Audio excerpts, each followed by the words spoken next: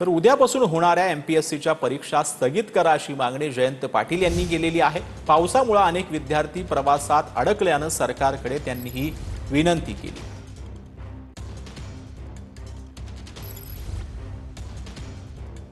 तर जयंत पाटील यांनी ट्विट केलेलं आहे, महाराष्ट्रात ठिकठिकाणी होत असलेल्या अवकाळी पावसामुळे रस्ते बंद आहेत, वाहतूक विस्कळीत झाली आहे असं जयंत पाटील यांनी आपल्या ट्विटमध्ये म्हटलंय।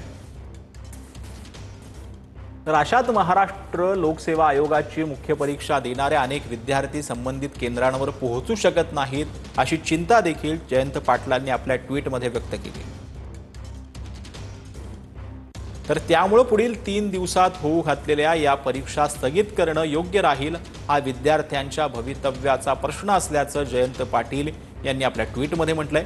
शासनाने त्वरित निर्णय घ्यावा आणि विद्यार्थ्यांना दिलासा द्यावा, मुलांच्या कष्टावर पाणी फेरले जाऊ नये ही शासनाला विनंती असल्याचं देखील जयंत पाटील यांनी म्हटलं।